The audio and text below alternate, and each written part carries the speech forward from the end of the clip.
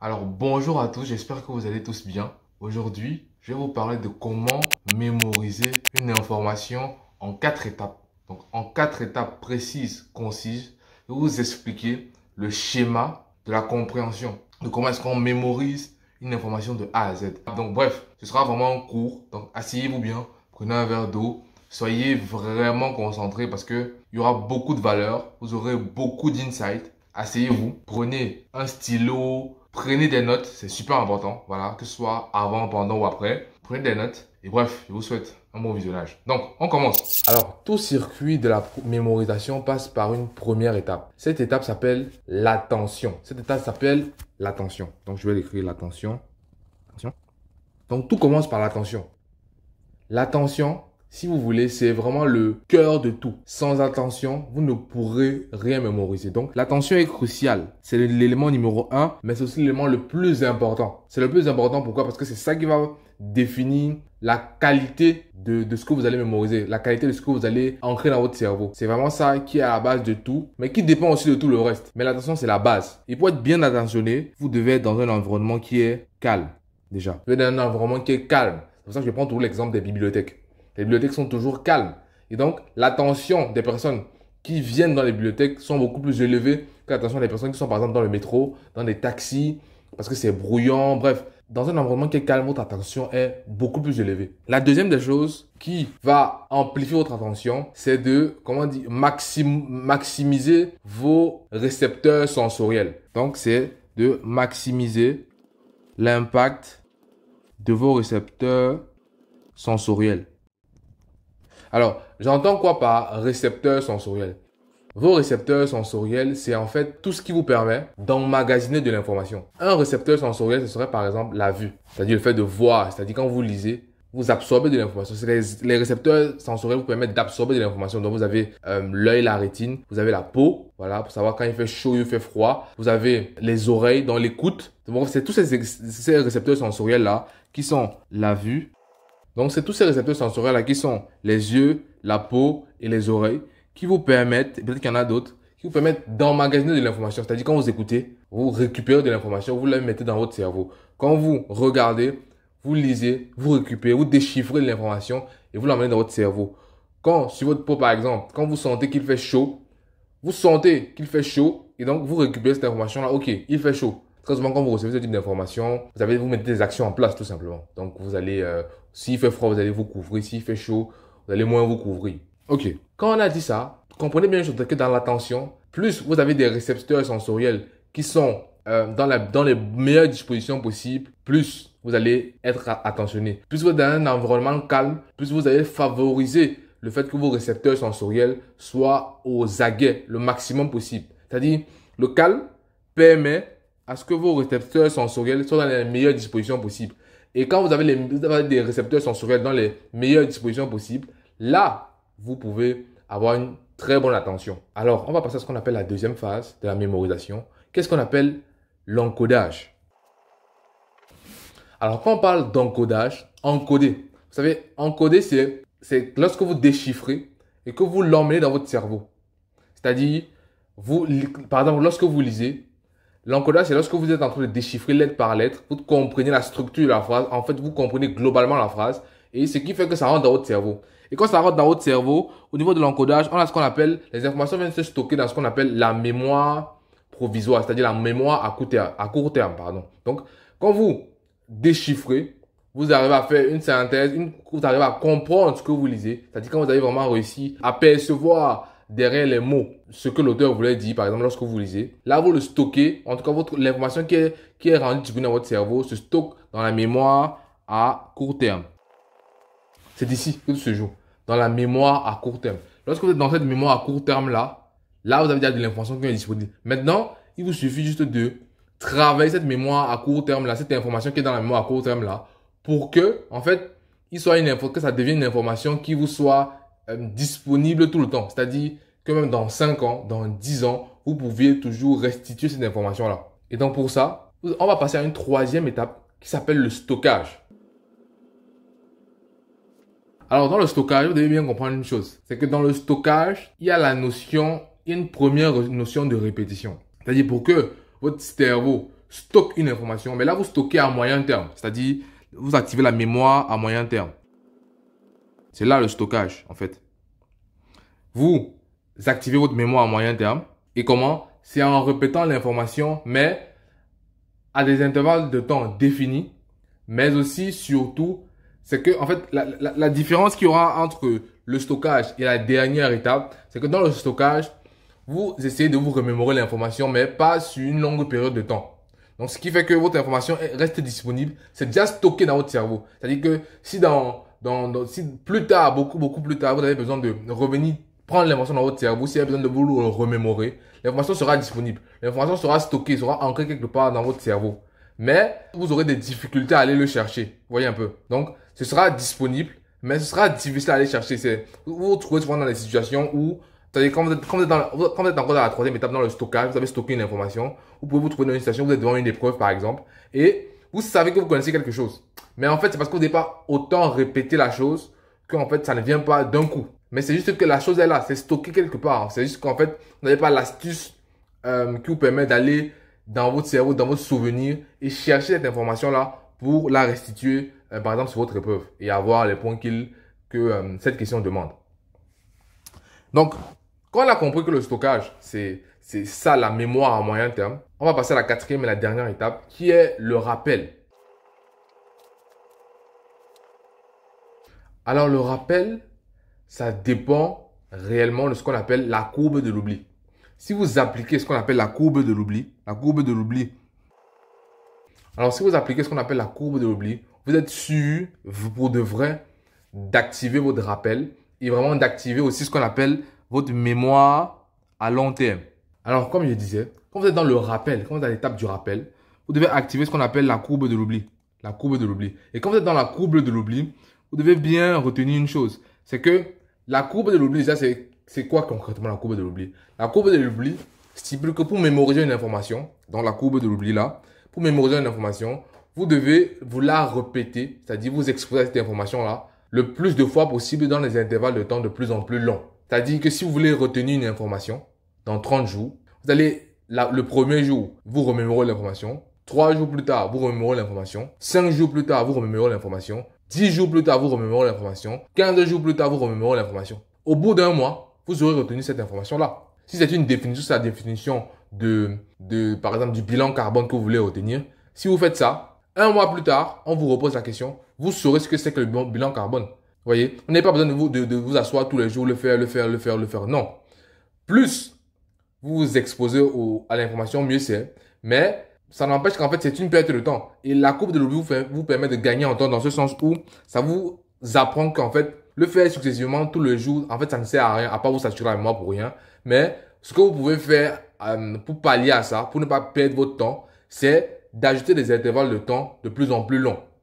Ça ne gâche pas le système d'apprentissage de votre définition. Pas du tout. Au contraire, ça vous permet de mieux apprendre et je vous conseille surtout de reformuler en vos propres mots. C'est super important de pouvoir reformuler ce qu'on va apprendre par soi-même. Pourquoi? Parce que ça vous permet d'accaparer la définition. C'est-à-dire de prendre la définition et la rendre pour vous. C'est-à-dire, bien sûr, la définition vient d'une autre personne, mais vu que c'est en vos propres mots, c'est un peu comme si vous deveniez co-auteur de cette définition-là. Vous voyez un peu. Donc, c'est super important de comprendre la notion des espaces de temps. C'est super important d'espacer les répétitions. C'est vraiment super important. C'est pour ça que par exemple, vous avez des techniques de productivité qui sont là, comme la technique Pomodoro, qui sont basées sur le fait que vous faites 25 minutes de travail, 5 minutes de pause.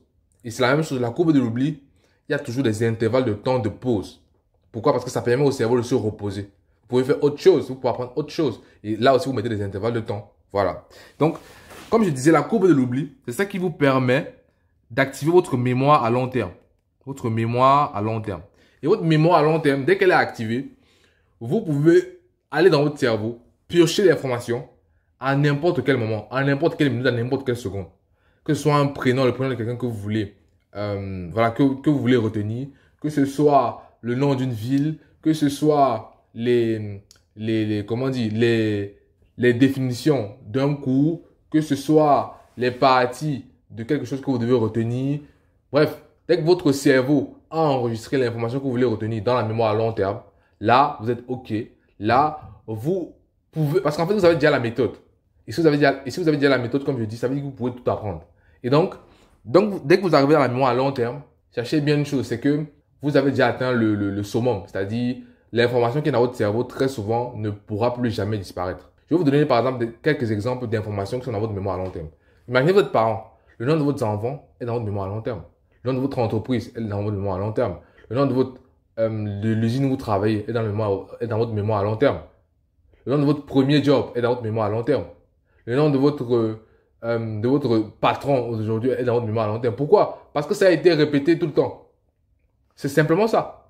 Il n'y a pas autre chose. C'est le secret de l'apprentissage, c'est la répétition. C'est la répétition, pardon. C'est pour ça que les anglo-saxons, ils disent repetition is mother of learning.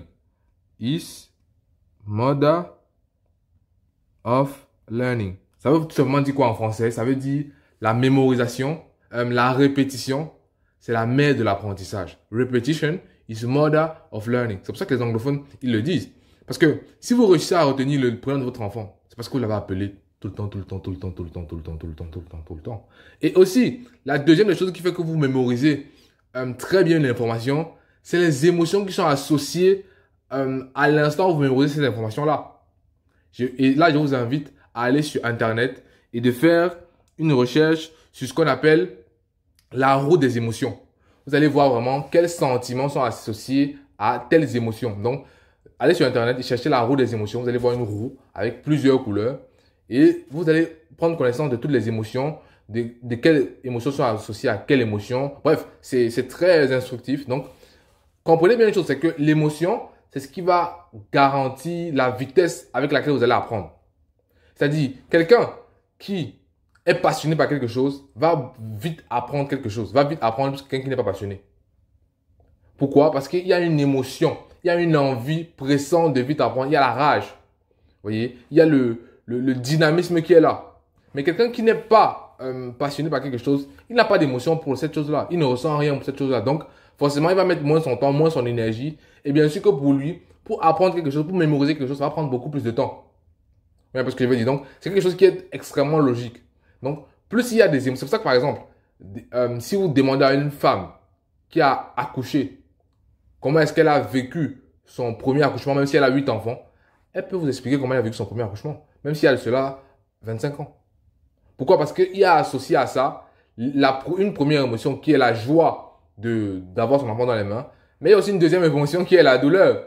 Aussi, pas que la douleur, il y a le stress qu'il y a eu avant l'accouchement, il y a tout l'engouement. Bref, il y a eu, dans un accouchement, il y a très souvent beaucoup d'émotions qui sont mises en jeu. Et c'est pour ça que les mamans, très souvent, sont plus attachées à leurs enfants que les papas, que leurs papas. Ils sont plus attachés à ce qui arrive à leurs enfants dans la vie que leurs papas. Seulement pourquoi? Parce il y a plus d'émotions, voilà, qui a été mis en jeu. Donc, plus vous mettez de l'émotion dans quelque chose, plus il y a d'émotions, plus l'information entre facilement.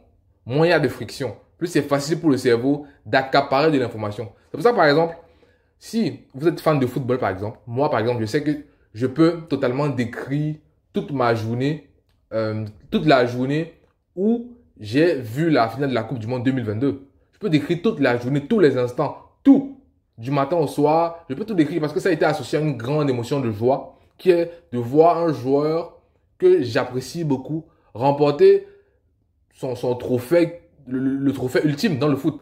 Donc, ça a été associé à une grosse émotion. J'étais très content ce jour-là. Donc, bref, même si c'est pas moi qui ai remporté, j'étais très, très, très content. Et donc, ce sentiment de plaisir de voir quelqu'un d'autre réussir, ce sentiment de plaisir-là qui est une émotion associée à l'information du match qui était un match vraiment démentiel.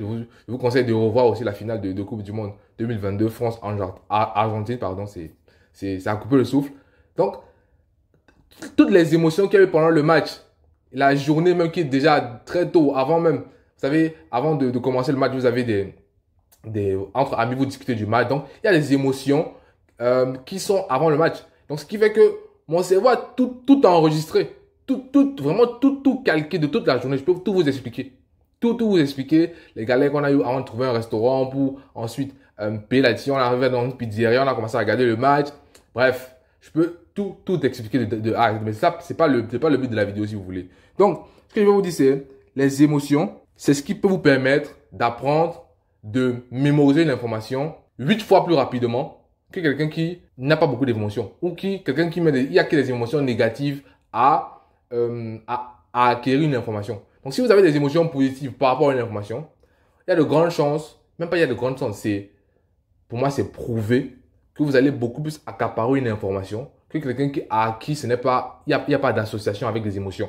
Vous comprenez? Donc, le game changer dans l'apprentissage, dans la mémorisation, c'est les émotions. C'est les émotions. Lorsque vous pouvez mettre des émotions positives surtout dans un système d'apprentissage, dans quelque chose que vous voulez mémoriser, il y a de grandes chances que vous réussissiez à le mémoriser rapidement. Imaginons par exemple, vous allez draguer une fille qui vous plaît. Vous voulez draguer une fille qui vous plaît, que vous allez rentrer dans la rue, tout simplement. Et en fait, si vous draguez une fille aujourd'hui, que vous êtes dans la rue, vous rencontrez une belle fille, vous la draguez, vous prenez son numéro, elle vous donne son numéro. Ok, vous avez réussi. Son prénom, même si elle part et que vous n'avez pas encore enregistré son numéro, son prénom, le numéro c'est peut-être un peu plus difficile, c'est un peu plus complexe, mais son prénom vous l'aurez retenu. Ça, j'en suis sûr. Parce que c'est quelque chose qui vous a marqué. En plus de ça, c'est associé à une émotion qui est le plaisir de l'avoir rencontré et surtout qu'elle a accepté. Donc, vous êtes dans la joie, en fait. Donc, comme je disais, les émotions. Bref, vous pouvez tout suivre le schéma. Mais si vous n'avez pas les émotions qui vont avec, ça va être compliqué. Mais si vous avez les émotions qui vont avec, vous allez aller beaucoup plus rapidement. Beaucoup plus rapidement. Quelqu'un qui a des émotions positives associées par exemple à son cursus scolaire, à ce qu'il apprend dans son cursus scolaire, qui est en joie, qui est en extasie quand il apprend des nouvelles choses à l'école, il aura naturellement des A. Quelqu'un qui prend à l'école quelque chose de hyper stressant, ça l'énerve tout le temps. Bref, déjà, il aura une grosse flemme pour se réveiller pour aller à l'école. Donc, il sera très souvent très en retard. Ce qui a un effet, voilà, vous voyez que ça a des effets sur le long terme qui feront qu'après à la fin de l'année, il va facilement échouer. Parce qu'en fait, c'est associé à des émotions négatives. Le fait de penser à l'école, c'est penser à quelque chose qui n'est pas bien pour lui. Mais pour quelqu'un qui prend à l'école, c'est pas une question de prendre l'école au sérieux, mais c'est aimer son cursus. Quelqu'un qui aime son cursus, il n'aura que des A. Même si c'est pas quelqu'un qui a des capacités cognitives exceptionnelles, s'il aime ce qu'il fait et qu'il donne son temps pour ça, bien sûr qu'il va beaucoup plus apprendre vite que quelqu'un qui est là, qui a des capacités cognitives qui sont même au-dessus de la moyenne, mais qui n'aime pas tout simplement. Donc, sur ce, c'était Alfred. J'espère que vous avez eu le maximum de valeur possible. C'est ça en une page. Donc, si il y a quelque chose que vous devez vraiment garder en esprit, c'est pas forcément le schéma, c'est les émotions. Avant de vous lancer dans un cursus d'apprentissage, dites-vous, quelle est l'émotion que j'associe à ce que je vais apprendre là? Si c'est une bonne émotion, il y a de grandes chances que vous appreniez mieux et plus vite. Si c'est des mauvaises émotions, attendez-vous à ce que ça soit compliqué. Attendez-vous à vous forcer. C'est pas forcé. Je ne vous déconseille pas d'apprendre quelque chose auquel vous n'avez pas attaché des émotions positives. Ça peut être que vous devez apprendre quelque chose qui ne vous plaît pas forcément, mais c'est utile pour vous. Mais essayez de rendre ça le maximum, le plus joyeux possible. Voilà, en ajoutant des choses qui vous plaisent. Par exemple, vous faites des pomodoro, mais à chaque pomodoro, vous jouez par exemple à la PlayStation, vous jouez 30 minutes avec un ami, donc vous jouez 3 matchs. Ensuite, vous recommencez à apprendre. Bref, essayez de rattacher des choses que vous voulez apprendre, mais qui ne sont pas attachées à de bonnes émotions, avec des choses qui sont faciles et qui vous font plaisir. Là, c'est aussi un cheat code qui va vous permettre à vous de mieux apprendre. Sur ce, c'était Alfred. J'espère que je vous ai aidé. Moi et la tablette. Voilà. Donc, passez une bonne journée et à une prochaine vidéo.